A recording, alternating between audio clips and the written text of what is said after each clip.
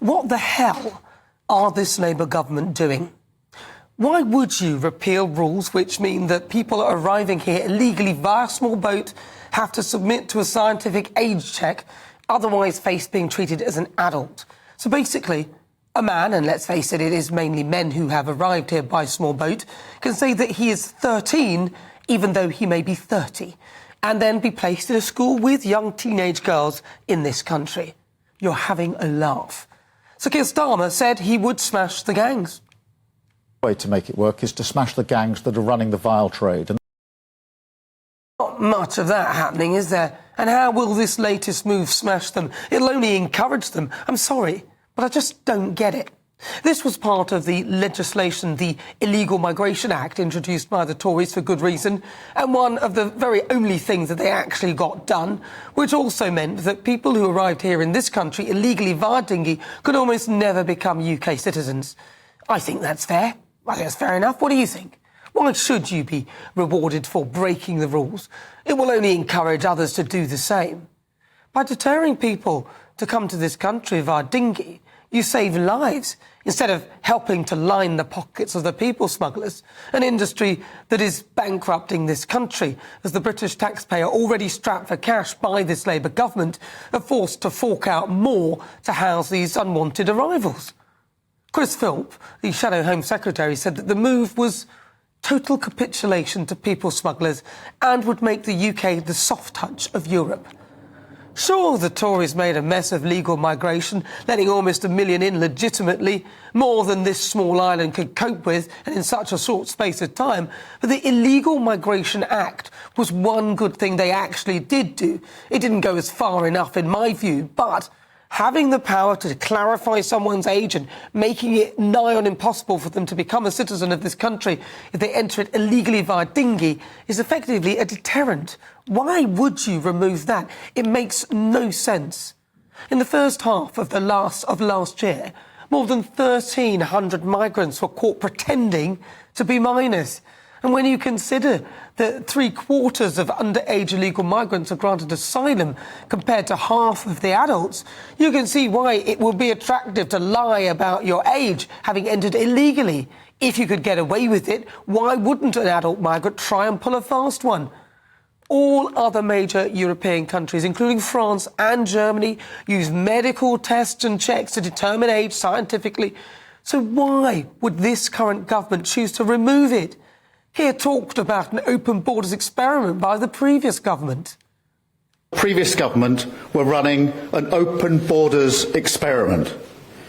As the ONS sets out, nearly 1 million people came to Britain in the year ending June 2023. This is a different order of failure.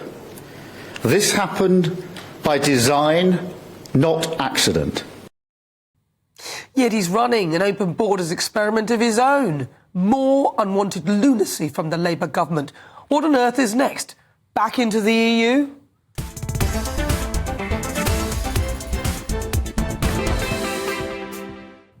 Well, I'm joined now by Dr. Krish Kandiah. He's the director of the Sanctuary Foundation. Krish, thank you very much for joining me. Krish, what are your thoughts? Surely you don't want people to be crossing to get to this country via a small boat, so it's dangerous. So surely a deterrent, like, saying if you do that, you're unlikely to get citizenship easily, and also saying that if you lie about your age, because obviously then you're entitled to certain benefits when you get here, it's imperative that we're able to check. What is wrong with that? Hi, Nana. It's always a pleasure. Our family has hosted unaccompanied asylum-seeking children in our home. They were children fleeing from Sudan, and they needed all the support and help they could get. They've seen absolute trauma. So I've seen what it's like to be a victim of people smuggling and trafficking, and those children need our support. I actually agree that we do need a secure border, and we do need to go after not the people being trafficked and smuggled, but the smugglers. And that's why I really support the Labour Party's policy of going after the criminal gangs. They're punishing the right people. Previous governments have punished the wrong ones. It's like punishing someone for being raped rather than punishing a rapist. And this government this week have put in some very strong protections on our borders. They've made it almost like a terrorist offence to smuggle people to the UK. They're working hard to cut it is down the illegal. asylum backlog. But Chris, it is illegal to come through our borders in that way. And, you know, It's like not illegal. I think. Law But you made a comparison. Winston Churchill himself, called the European Human Rights Commission, says it's not illegal to seek asylum in another country. Yeah, but it is illegal to come via small boat. It is, and you know that. Well, that was repealed by this new legislation. Well, it's not illegal to come that way. It illegal. is. Not illegal to claim asylum. It's not illegal to claim asylum, but you are coming here via illegal means. Well, there's no other way to come here to claim asylum. But the argument is, you said it wasn't illegal, and it is. You're coming here via illegal means, therefore that is illegal. You know, I mean, but anyway, you said you compared this to the person who's being raped being blamed. That's not quite how it compares, does it really? Because people are paying. Sorry, let me just come to the point, and then you can respond. People are paying to come here, so they are putting their hand in their pocket and paying a trafficker to come across this country. I mean, the children, I agree, they should be treated like children. They are children. They probably don't have a choice. But adults can pretend to be children and then get the benefits of being a child. Surely you would keep that bit of legislation. Why would you remove a scientific check? We need to be clear here. To be trafficked here is being taken as almost like a slave and forced to work, maybe in the sex industry or in the drug industry. To be smuggled is when you pay money for someone else to take you here. Those are two distinct things. And I'm sure you and I would both want to prevent people being trafficked here and treated as slaves. And if they were children, those were particularly people we'd want to look out for. And if someone was trafficked here and then couldn't go back home, we would want them to have a chance to be able to build a life again. They're innocent victims in this. Yeah, but nobody's arguing that some people are trafficked, people are smuggled. The argument is that they are planning to remove the ability to check someone's age. Now, I'm just wondering why, and I'm seeing it whether you think that is a wise move for a government. I do think we need ways to check people's age. Yeah. I'm not 100% sure the way we've been doing it in the past has been effective or fair. I've met a lot of children that are actually re-traumatised by the whole experience. It was more like an interrogation, which if you are a 14-year-old, you're going to find it very difficult. But look, I think we all agree we want to have control of our borders, and I think that's important. And I think the government is trying to do that. And you don't necessarily need a deterrent to do that. Like the Rwanda scheme was incredibly expensive. We managed to send one person there. They were planning only 1,000 people to be relocated to Rwanda in the first year. That was going to be a cost of about £350,000 a year. And then we had lovely pictures from Rwanda showing us what a lovely place it was. So how is it a deterrent to send someone to another country where they're going to be treated really well? Well, it's a deterrent. The Labour government Is that a rhetorical question? It's a deterrent because they wanted to come to the UK and they've ended up somewhere else. So that's the deterrent. And the idea of the deterrent is, and people often criticise, say, well, there wasn't enough space there anyway. Well, once people realise you're serious, I can bet your bottom dollar that most people will stop coming over via small boat. And that's the point. We don't want people to risk their lives in the Channel coming via small boat. Do you? I think that's something we can agree on. We definitely don't want people risking their lives. So anything that deters the best way to fight that is to go after the gangs that are making that route possible. And I do think, maybe we could have a both and. If you want a deterrent, sure, you can have that. I don't agree with that. But could we agree that going after the gangs is actually a good idea? And why not get behind that part of the legislation? Instead of saying, because you're not doing Rwanda, I'm not going to back anything. No, that's not quite it. I think that going after the gangs is part of the equation, but it's not the only solution. And that is how the Labour government appear to be seeing it, that they're going to smash the gangs and anything else around it, they're going to scrap. And I don't think that's a good idea. You try and smash the gangs, of course, but you also deter people from actually doing the crossing themselves. So if they think that even if they get here, they're not going to get citizenship, then that's a good deterrent, because it'll stop them getting on the boats or paying a people trafficker.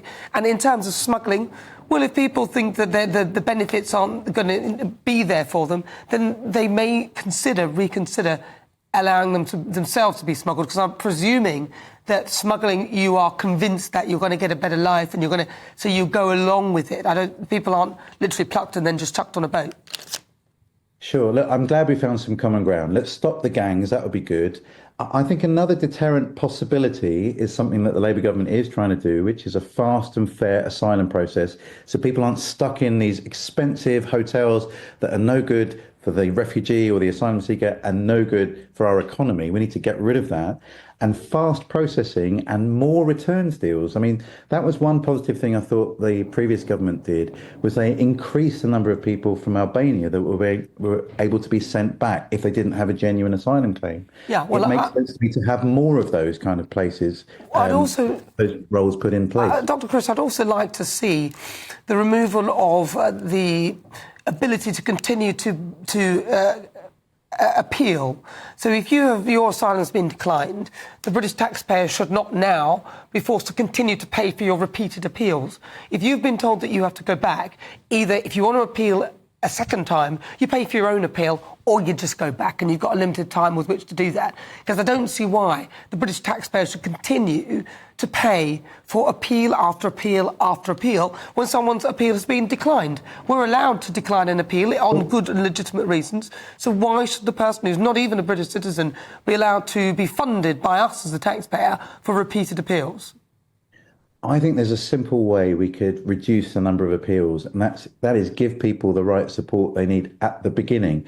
You know that most people that do apply on appeal actually get found to have a legitimate asylum claim. Yeah, but some of them aren't properly processed in the first place. Yeah, so but no, I'm not talking about the people appeal in the first place. No, but I'm not talking about the people who come through and get through the appeal and who are allowed to stay. I'm talking about somebody who fails at their appeal and then is able to continue using the British legal system paid for by us, the taxpayer, to continue to repeatedly appeal. And it seems to be that they keep going until they get in.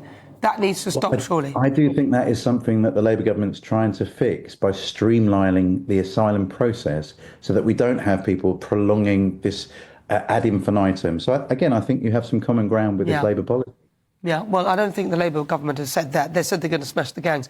That's pretty much all they've said, and I haven't seen much of that, and I haven't seen much of anything. But thank you, Dr. Chris. I don't get why they're stopping the scientific testing of ageing. That makes no sense to me at all, and I do believe if you come via small boat, you should automatically understand that if you do it that way, it'll be very difficult to get citizenship. That will deter people from taking the boats. Thank you very much, Dr. Chris Kandiar. He's the director of the Sanctuary Foundation.